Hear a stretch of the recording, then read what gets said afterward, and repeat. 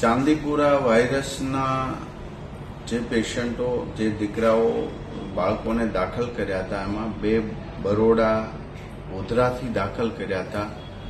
એ બંનેના positive report આવ્યા હતા. એમનું એ સમયે ડેથ થયું હતું. એ જ રીતે હિંમતનગરમાં સિવિલ હોસ્પિટલમાં જ્યારે દાખલ એક રાજસ્થાનનો પેશન્ટ કરવામાં આવ્યો હતો, દીકરાને બાળકને એ પણ પોઝિટિવ પેશન્ટ આવ્યું હતું ને એમનું પણ ડેથ થયું.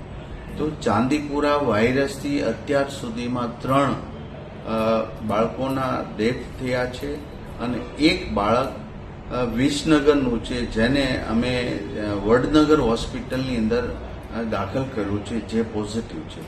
એટલે આ સાવચેતીના ભાગરૂપે અમારી ટીમ બધી જગ્યાએ કામગીરી કરી રહી છે.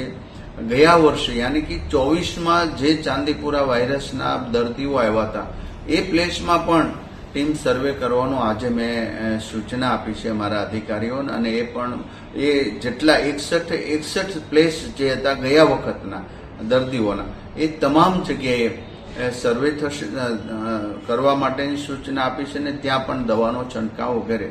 સેન્ટ ફ્લાય નામની આ જે માખી છે, એ જે દર્દીઓ જ્યાંથી ગોધરાથી વગેરે ત્યાંથી દર્દીઓ મળ્યા હતા ત્યાં માખી પણ મળી હતી.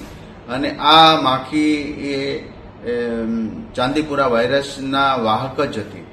તો હાલ પૂરતા અત્યારે એક બાળકને વડનગર હોસ્પિટલમાં દાખલ કર્યો છે, જેનું પોઝિટિવ છે.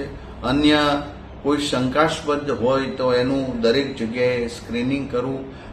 પ્રાઇવેટ હોસ્પિટલમાં પણ દાખલ થાય તો સરકાર સાથે સંકલન કરવા માટેના ચાઇલ્ડ સ્પેશિયાલિસ્ટ ડોક્ટરોને પણ આજે સૂચના અમારા અધિકારી દ્વારા આપવા માટે મેં કહ્યું છે. તો અત્યારે અમારી ટીમ સંપૂર્ણપણે ચાંદીપુરા વાયરસમાં જ્યાં જ્યાં કેસ શંકાસ્પદ હોય અથવા તો કેસ મળ્યા એ તમામ સર્વે થઈ ચૂક્યો છે. ત્યાં દવાનો છંટકાવ થઈ ગયો છે. આ ચાંદીપુરા વાયરસની કોઈ સ્પેશિયલ એવી દવા કે રસી નથી, પણ જે સિમ્ટમ્સ આવે એ પ્રમાણે એમને મેડિસિન અને દવાઓ ઇન્જેક્શનો આપતા ડોક્ટરો આપતા હોય છે. માટે અત્યારે કોઈ જ એવું ગભરાટ ફેલાવવાની એ જરૂરિયાત નથી, પરંતુ સાવચેતી રાખીએ આપણે કે બાળકને તાવ આવતો હોય કે તુરંત પહેલું થયું તો નજીકના સરકારી દવાખાને અથવા પીએચસી સીએચસી સેન્ટર કે સબ સેન્ટર હોસ્પિટલ પર એમને લઈ જઈ એમની સારવાર માટે કરીએ છીએ.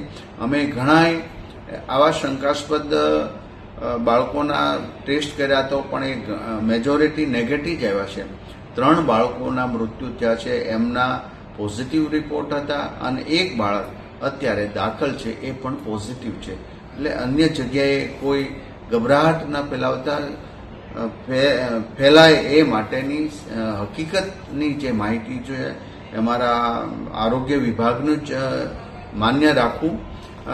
ઘણાય વોટ્સએપ સોશિયલ મીડિયામાં પોતપોતાના રીતે મૂકતા હોય, પણ એવી લેભાગુ તત્વો દ્વારા મુકાયેલી માહિતીમાં વિશ્વાસ ન રાખવો. રાજ્ય સરકારના અમારી ટીમ અને આરોગ્ય વિભાગથી જે સજેશન મળે અને જે માહિતી મળે એ સાચી હોય છે. કારણ કે તો જ નહીતર ગભરાટમાં ઘણા લોકોના મેન્ટલી પણ પ્રોબ્લેમ થતો હોય. તો એવી ગભરાવાની જરૂર નથી. ટીમ સતત કામગીરી કરી રહી છે.